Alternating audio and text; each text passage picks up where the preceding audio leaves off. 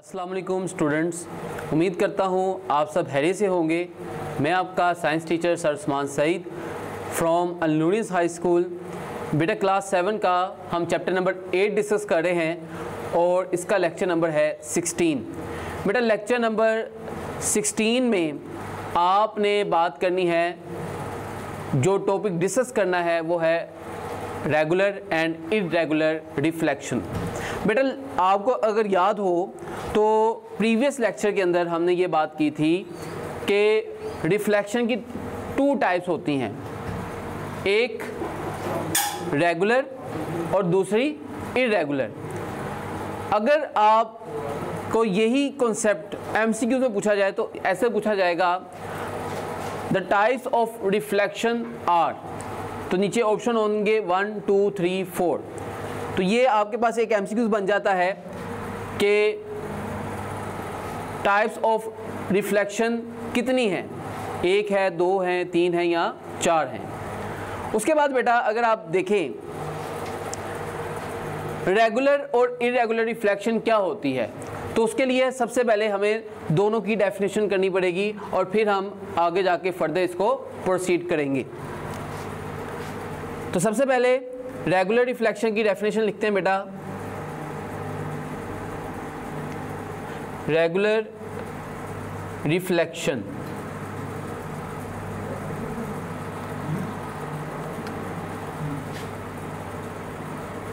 the reflection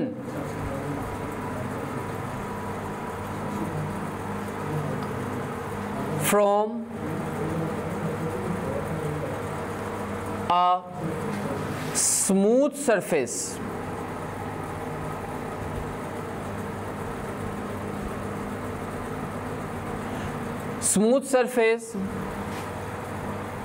is called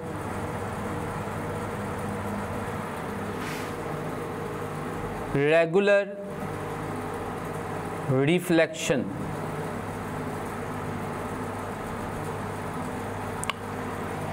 ऐसी reflection जो कि स्मूथ सरफेस से होती है उसे हम रेगुलर रिफ्लेक्शन कहते हैं। अब ये जो स्मूथ सरफेस होती है बेटा, इसे हम शाइनिंग सरफेस भी कहते हैं। एक शाइनिंग सरफेस से या स्मूथ सरफेस से जब भी रिफ्लेक्शन होगी तो उसमें उस रिफ्लेक्शन को हम रेगुलर रिफ्लेक्शन कहते हैं। ओके बेटा, इसकी डायग्राम की मदद से अगर हम इसको समझें तो लेट्स सपोज ये एक मिरर है।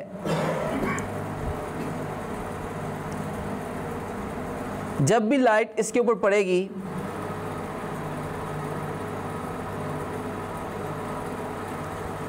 तो वो स्कैटर्ड नहीं होगी। स्कैटर्ड का मतलब ये है बेटा, वो फैलेगी नहीं, वो स्प्रेड नहीं होगी, बल्कि जैसे ही लाइट उस सरफेस पे पड़ेगी साथ ही रिफ्लेक्ट हो जाएगी। इस केस के अंदर angle of incidence angle of reflection के बराबर होता है। इस केस के अंदर angle of incidence angle of reflection के बराबर होता है। 2 चीज़ें हमने सीखी बेटा। पहली बात ये कि रेगुलर रिफ्लेक्शन हमेशा स्मूथ या शाइनिंग सरफेस से होती है, और दूसरा हमने ये बात सीखी कि जब भी रेगुलर रिफ्लेक्शन होगी तो angle of incidence angle of reflection के बराबर होगा। ओके बेटा, अब स्मूथ और शाइनिंग सरफेस के एग्जांपल्स क्या हैं? हमारे पास मिरर है, ग्लास है, शीट ऑफ स्टील है। तो ये सारी की सारी शाइनिंग और स्मूथ सरफेस होती हैं जिनकी मदद से जब भी रिफ्लेक्शन होगी वो रेगुलर रिफ्लेक्शन होगी। अब नेक्स्ट देखते हैं बेटा इर्रेगुलर रिफ्लेक्शन को।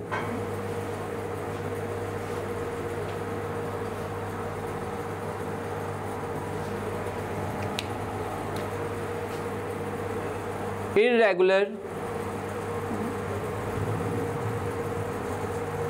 Reflection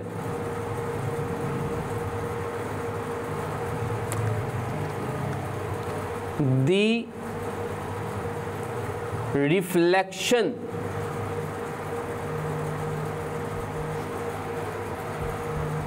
from a rough surface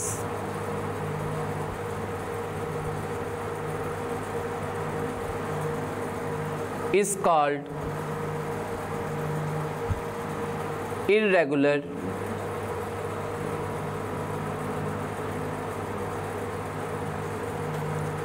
reflection।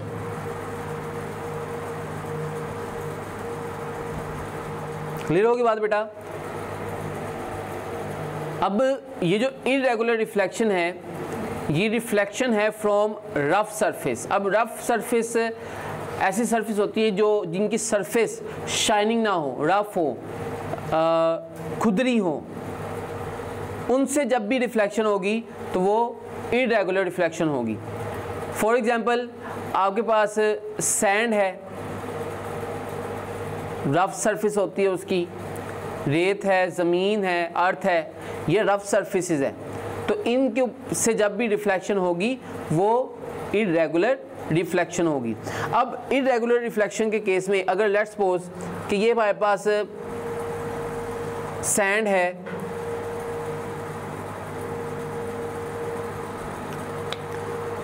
तो लाइट कभी भी उसी डायरेक्शन में मूव नहीं करेगी।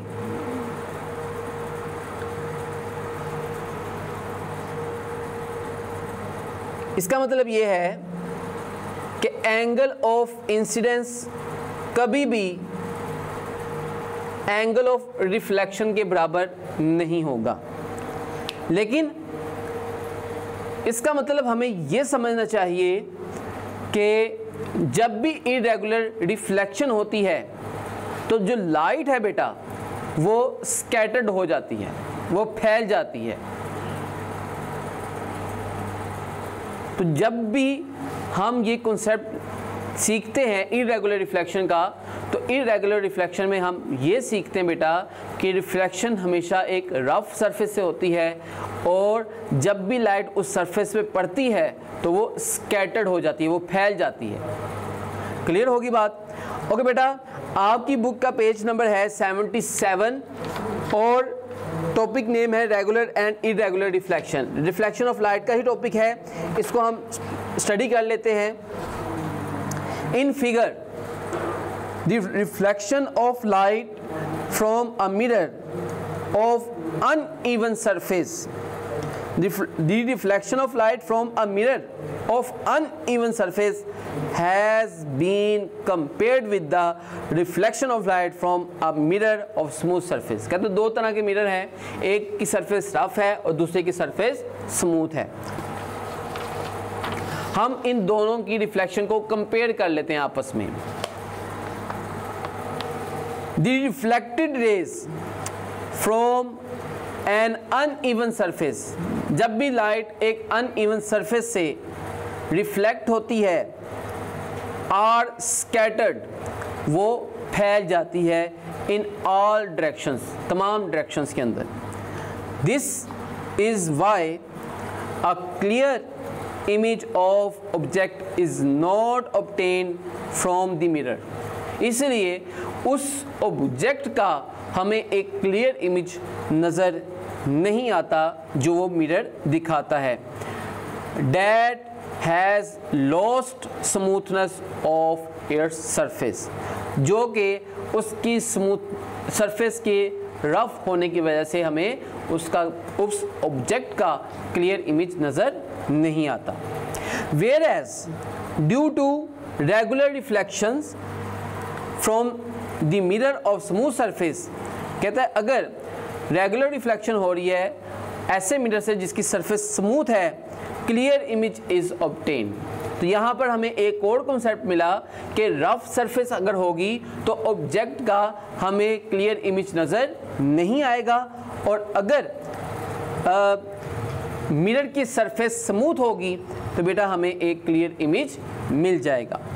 इट इज़ बिकॉज, ये इसलिए है, reflected ray from a mirror of this type move in definite direction, वो एक खास डायरेक्शन में जाके मूव कर जाती हैं। डेफिनेट डायरेक्शन, एक खास डायरेक्शन में, एक उनकी तरतीब होती है, वो तरतीब को अपनी नहीं छोड़ती। Instead of scattering in all direction, और वो स्कैटर्ड नहीं होती तमाम डायरेक्शंस के अंदर, वो तमाम डायरेक्शन में फैल नहीं जाती। क्लियर होगी बेटा बात। उसके बाद हमारे पास नीचे डायग्राम बनी हुई है, स्मूथ सरफेस रेगुलर रिफ्लेक्शन लिखा हुआ है, और रफ सरफेस अनइवन सरफेस यानी कि रफ सरफेस इरेगुलर रिफ्लेक्शन लिखा हुआ है। आपकी बुक के अंदर डेफिनेशंस को प्रॉपर नहीं दिखाया गया, प्रॉपर नहीं बताया गया, मैंने यहाँ पर आपको डेफिनेशन प्रॉपर लिख दी है। हाँ, अगर आप इसके साथ ये लिखना चाहते हैं कि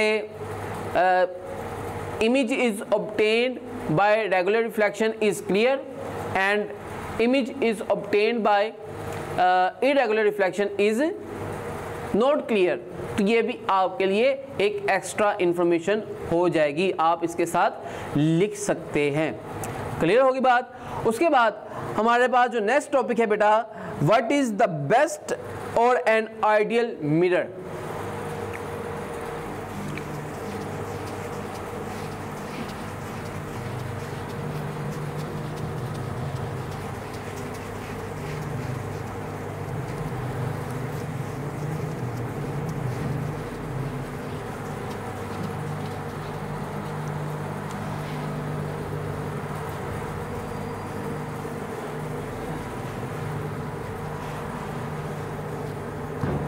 ओके, टॉपिक नेम है बेटा हमारा what is best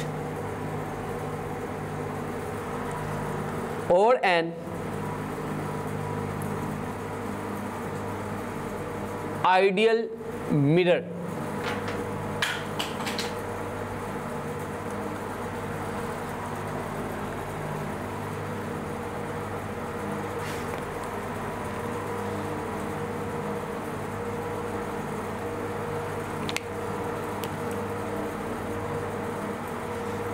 okay,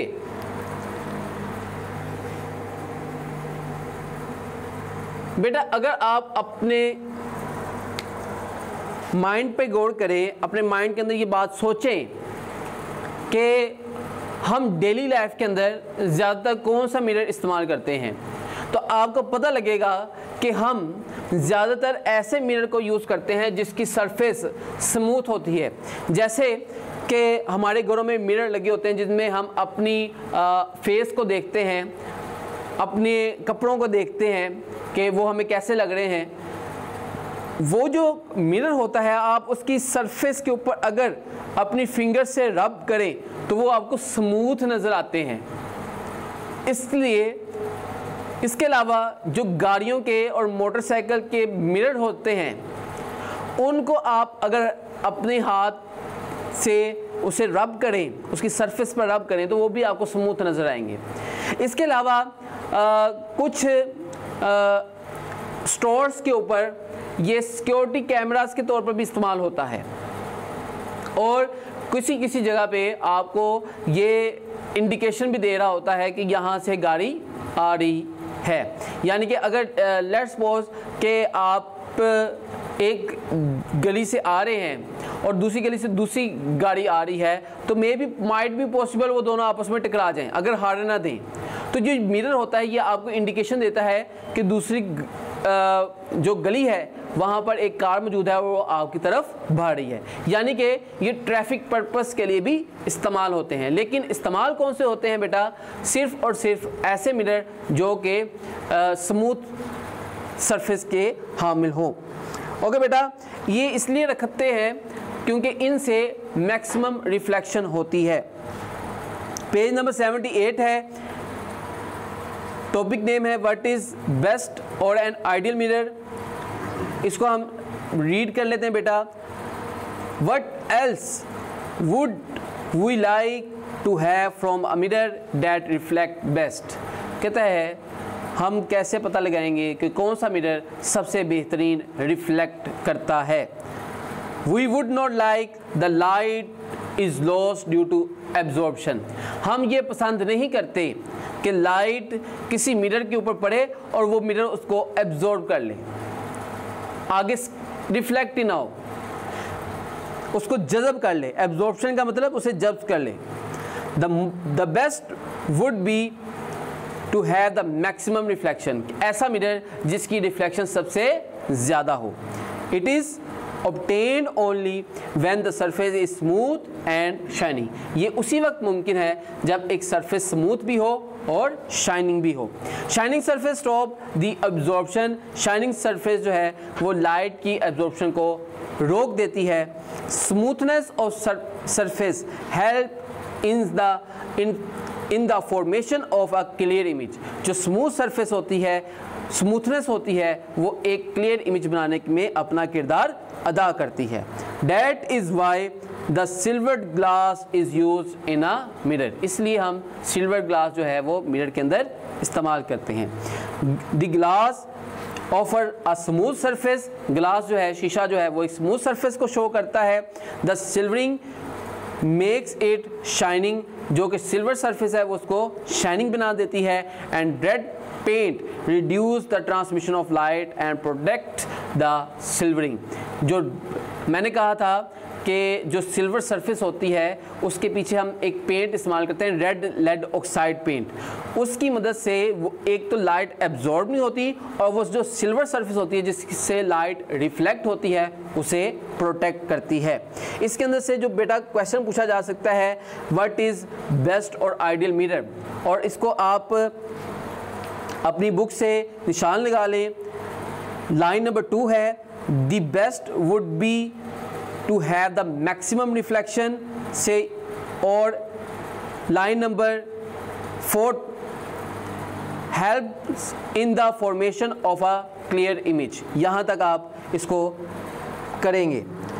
okay बेटा, उम्मीद करता हूँ कि आपको आज का लेक्चर समझ आया होगा। अपने फीडबैक से ज़रूर आगाह कीजिएगा। Thank you.